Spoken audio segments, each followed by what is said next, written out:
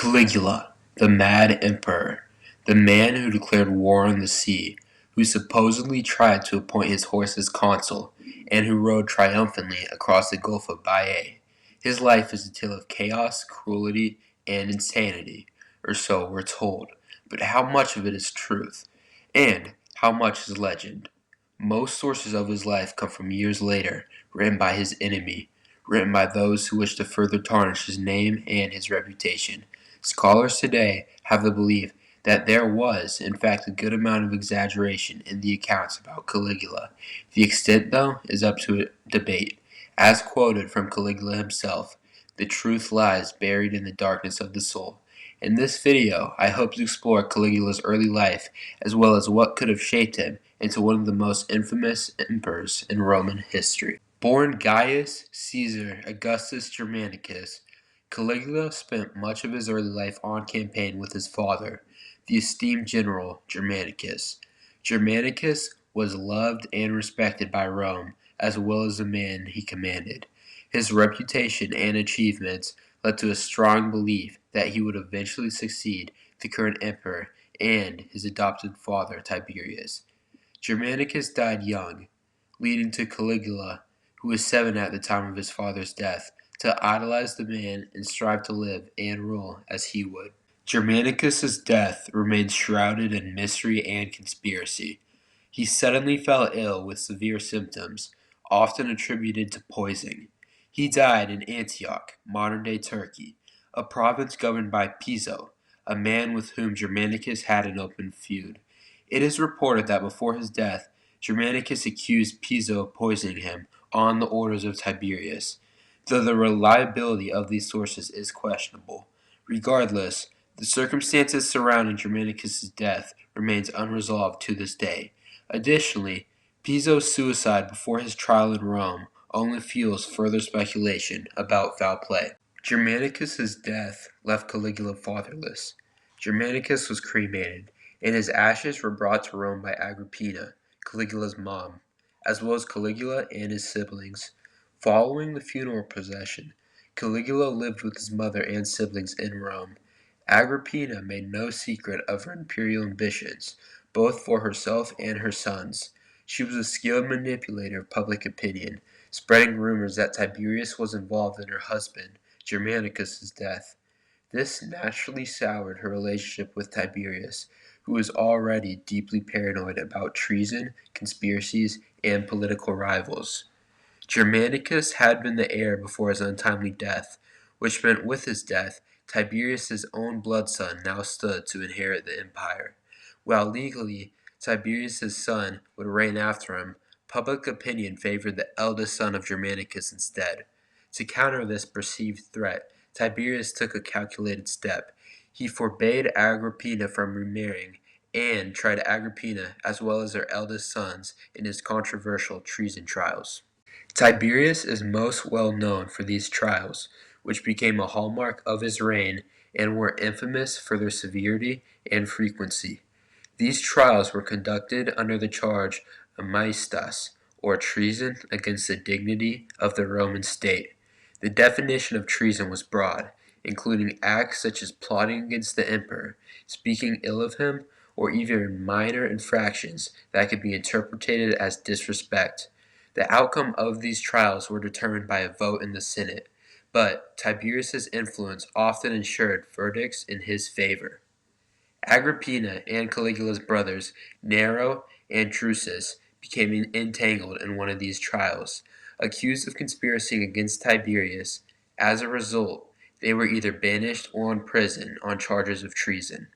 This left Caligula isolated in the perilous and intrigue-filled political world of Rome. Following the trials, Caligula was sent to live with his great-grandmother, Livia, who was also Tiberius's mother. Under her care, he was kept under constant supervision, living in perpetual uncertainty, never knowing if he would survive another day. When Livia eventually passed away, Caligula moved to the care of his grandmother.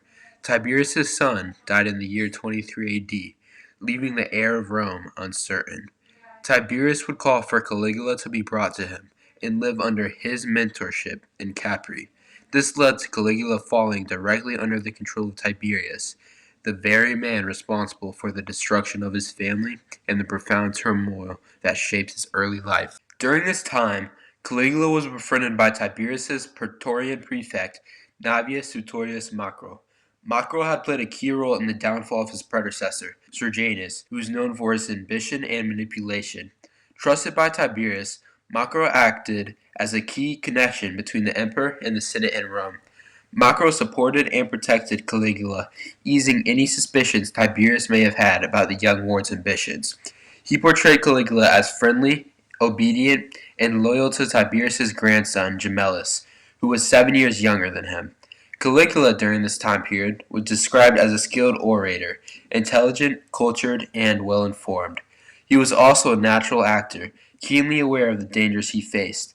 To survive, he hid his resentment of Tiberius's treatment of him and his family behind a facade, earning him a reputation for being an expert in playing the role of a loyal, submissive servant.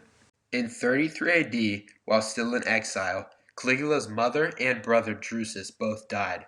That same year, Tiberius arranged Caligula's marriage to Junia Cladilla, the daughter of Marcus Junius Silanus, one of Tiberius's most influential allies in the Senate.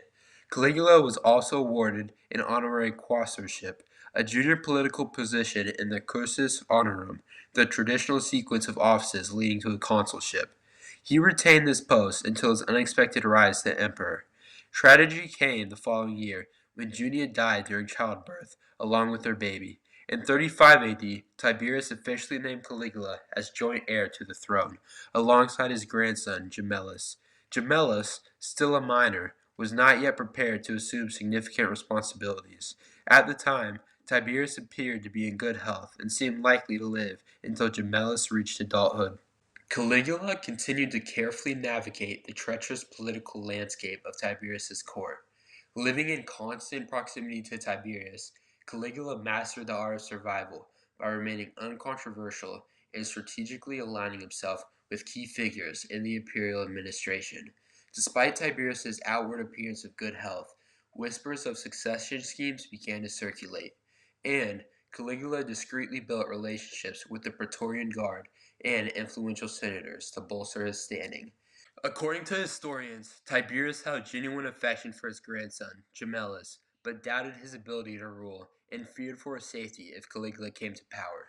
Tiberius is also portrayed as a perceptive ruler who recognized Caligula's outward composure as a mask for an unreliable character. This period also saw Caligula strengthen his ties to the broader Julio-Claudian family, leveraging his lineage as the son of the celebrated Germanicus to win favor among both the Roman populace and the military.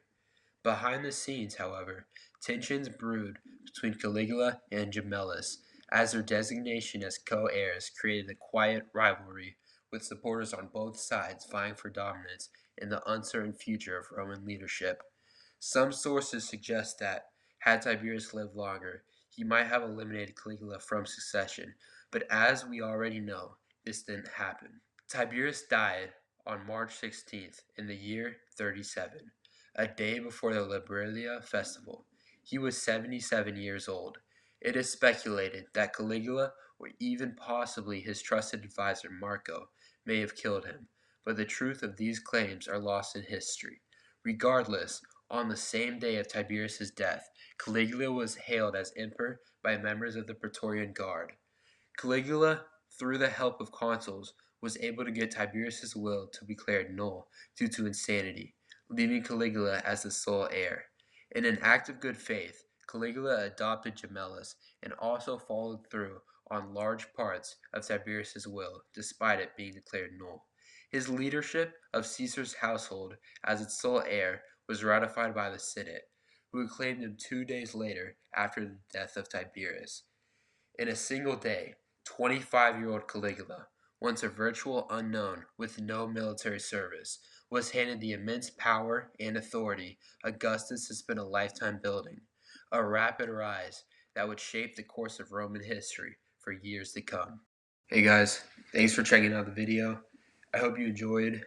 If you would like sources, I did leave them in the description. And anyways, if you enjoyed, leave a like, subscribe, and have a good day.